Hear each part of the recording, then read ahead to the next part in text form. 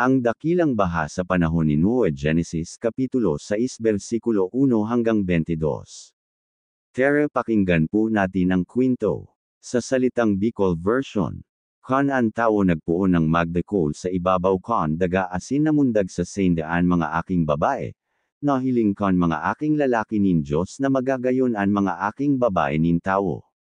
Asin kinuha ninda bilang sendang agam an Aaron man na gusto ninda. Dangan nagtaram an kagurangan, an sakong espiritu day magdadene sa tao sagkod paman, hulita siya laman sana. An mga Nephilim yaon sa daga kan mga oldo na idto, asin pakatapos man, kan an mga aking lalaki nin Diyos nagdorogan sa mga aking babae nin tao asin nagkaaki sinda sa senda. Iuini an mga makokosog na lalaki kan suanoy, an mga lalaking bantog. Nahiling nin kagurang na nadakulaon an karatan nin tao sa kinaban, asin ang gabos na katuyohan kan sa iyang puso deni na maraot sana.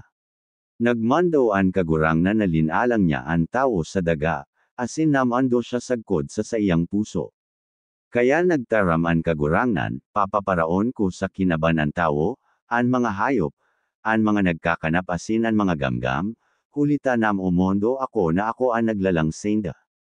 Alagad nuwilihanin kagurangnan si Noe. Iuinian mga kapagarakyan ni Noe. Si Noe sarong matanos na tao, daing katuyawan sa iyang henerasyon. Si Noe naglako kaiba nin Diyos. Asin si Noe nagkaigo nin talang aking lalaki, si Sem, Ham, asin Jefet. Ngonyan ang daga maraot sa paghelang nin Diyos, asin ang daga panunin kadahasan. Asin nahiling nin Diyos ang kinaban, asin hilnga, ini maraot, nin hulitaan gabos na laman nagkaraot kon sendang dalan sa kinaban. Dangan sinabihan nin Diyos si Noe, nagdesisyon akong gadanon ang gabos na laman, hulitaan kinaban panunin kadahasan huli sa senda. Hilnga, ako ang magriraot senda kaiba ang kinaban. Gumibo kanin arka na gibo sa kahoy na gopher. Gumibo kamunin mga kwarto sa arka, asin tahuban nindonin alkaitran an laog sa kaan luwas. Arog kainian paggibo nindo kayan, 300 metros an labakan arka, 50 metros an lakbang, asin 30 metros an langko.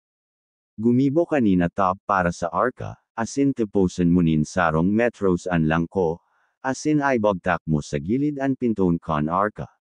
Gibohan ini sa mashababang, ikaduwang, asin ikatalang kubyerta.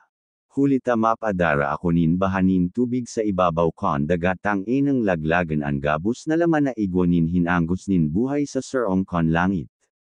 Ang gabos na yaon sa daga magagadan. Alagad utoban ko an sakong tipan semo, asin makakalaog ka sa arka. Ika, an saymong mga aki, an saymong agam, asinan mga agam kon saymong mga aki. Magdara kanin dua sa lambang klase nin hayop tang inang mabuhay kaiba mo. Sinda dapat lalaki asin babae. Sa lambang klase nin gamgam, sa lambang klase nin hayop, sa lambang klase nin nagkakanap na hayop sa daga, dua sa gabos na klase nin hayop na maglaog saymo tang inang mabuhay sinda. Darahon mo man ang gabos na klase nin kakanon, asin tipunon mo iyan. Iyan majayjin kakanon nindo asin para sa senda. Ginibo ini ni Noe, ginibo niya ang gabos na ipinagbot sa nin Diyos. Dangan tinaramanin kagurangnan si Noe, maglaog ka sa arka asin ang bilog mong pamilya, hulita nahiling kong matanos ka sa atubang ko sa henerasyon na ini. Magiba kanin 7 padis kan gabos na malinig na hayop, ang lalaki sakaan sa iyang agam, asin ang sarong padis kan mga hayop na bakong malinig, ang lalaki sakaan sa iyang agam, asin 7 padis man kan mga gamgam, lalaki asin babae, tang inang atamanon ang sendang mga kapagarakyan buhay sa ibabaw kan bilog na daga. Hulita sa laog nin 7 oldo maporen ako sa daga sa laog nin 40 oldo asin 40 banggi, asin paparaon ko ang gabos na buhay na linalang ko sa ibabaw kan daga. Ginibo ni Noe ang gabos na ipinagbut sa nin kagurangan. 6 na gatos na taon an edad ni Noe kan magbaha sa daga. Asin sinuwe asinan sa iyang mga aki sakaan sa iyang agam pautan mga agam kon sa iyang mga aki naglaog sa arka tang inang makadulag sa tubig kon baha. Sa mga malinag na hayop, asin sa mga hayop na bakong malinag, asin sa mga gamgam, saka sa gabos na nagkakanap sa daga, dua-dua, lalaki asin babae, naglaog sa arka kaiba ni Noe, sering sa ipinagbot nin Diyos ki Noe. Asin pakalihis nin 7 oldo ang tubig nin baha uminabot sa ibabaw kon daga. Kan ika 600 na taon kon buhay ni Noe, kan ika 17 oldo kon ika 2 bulan, sa oldo na ito, nagburag ang gabos na burabod kon dagat asin nagbukas ang mga bintana kon kalangitan. Nagyaran sa daga sa laog nin 40 oldo asin 40 banggi. Kan oldo mansanang ito, si Noe asinan sa iyang mga aking lalaki, si Sem, si Ham saka si Japhet, asin ang agam ni Noe saka ang talang agam kon sa iyang mga aking lalaki, naglaog sa arka, sindi asin ang lambang hayop sosog sa sendang klase, asin ang gabos na hayop sosog sa sendang klase, asin ang lambang nagkakanap na hayop sa daga, sono sa klase kayan, asin ang lambang gamgam, sono sa klase kayan, ang lambang hayop na may pakpak. Naglaog sinda sa arka kaiba ni Noe, dua-dua sa gabos na hayop na igwanin hinanggos nin buhay. Asin ang mga naglaog, lalaki asin babae kon gabos na hayop, naglaog sering sa ipinagbot sa nin Diyos. Asin isinara siya kon kagurangnan. Nagpadegos ang baha sa daga sa laog nin 40 oldo. Nagdakol ang tubig asin inilsa ang arka, asin nagitaas iyan nin halangkaw sa ibabaw kon daga. Ang tubig nagkosog sa ibabaw kon daga, asin ang arka naglutaw sa ibabaw kon katubigan. Asin ang katubigan nagdakulan nin makusog sa ibabaw kon daga kaya natahobon ang gabos na halangkaw na bukid sa irirom kon bilog na kalangitan. Ang tubig nagdaog sa ibabaw kon kabukidan, na 15 metros ang rerem. Asin nagkagara din ang gabos na laman na naghihiro sa ibabaw kon daga, mga gamgam, mga hayop, gabos na linalang na nag-aarab-adab sa daga, asin ang gabos na katawohan. Nagadan ang gabos na yaon sa marang daga na igwanin hinanggos nin buhay. Pinara niya ang gabos na nabubuhay sa ibabaw kon daga, ang tao, ang mga hayop, ang nagkakamang na mga hayop asin ang mga gamgam. Pinara sinda sa daga, si Noe sana ang natada, asin ang mga kairiba niya sa arka. Asin ang katubigan nagdani sa daga sa laog nin 150 oldo. Alagad nagiromdaman nin Diyos si Noe asin ang gabos na hayop sa mga hayop na kaiba niya sa arka. Asin pinahuyop nin Diyos ang doro sa ibabaw kon daga, asin naghupaan katubigan. Ang mga burabod kon keriroman asin ang mga bintana kon kalangitan nagsara, ang yaran hail sa kalangitan napogolan, asin ang tubig padagos na naghubas sa daga. Pagkatapos kon 150 oldo, nag-ontok na ang tubig, asin kon 17 oldo kon 7 bulan, ang arka nag-ontok sa kabukidan nin Ararat. Asin ang tubig padagos na nagluya sagkod sa 10 bulan, kon 10 bulan, sa 4 na oldo kon bulan, nahiling an alituktok kon mga bukid. Pakalihis nin 40 oldo, binukasan ni Noe ang bintana kon arka na sa iyang ginibo asin nagpaluwas nin sarong uwak. Nagpasiring iyan sagkod na mamaraan tubig sa daga. Dangan pinaluwas niya ang sarong sulampati tang inang helingon kung naghupa na ang tubig sa ibabaw kon daga. Alagad ang sulampati day nakakuha nin matutundugan kon sa iyang bitis, asin nagbalik siya sa arka, hulita natatahuban pa kon tubig ang bilog na daga. Kaya inunat niyaan sa iyang kamot asin kinipoten siya dangan dinares sa arka kaiba niya.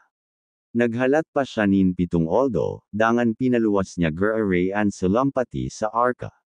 Pagkahapon, nagbalik ang sulampati say asin nahiling niya sa sayang ngoso ang sarong dahon nin oliba. Kaya naaraman ni Noe na naghupa na ang tubig sa ibabaw kon daga. Dangan naghalat pa siya nin 7 oldo dangan pinaluwas ang sulampati, asin day na ini nagbalik saya. Kan ika-6 na gatos may sarong taon, kon ainat na aldo kon ainat na bulan, namara ang tubig sa ibabaw kon daga.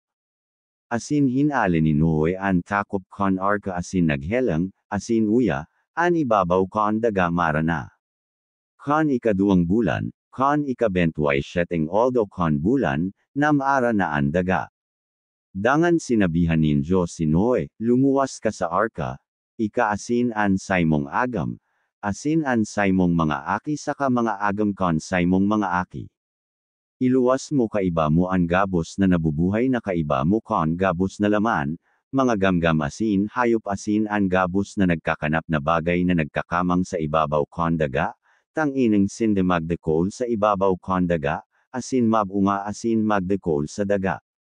Kaya nagluwas si Noe kaibaan sa iyang mga aking lalaki, an sa iyang agam saka mga agam kon sa iyang mga aki.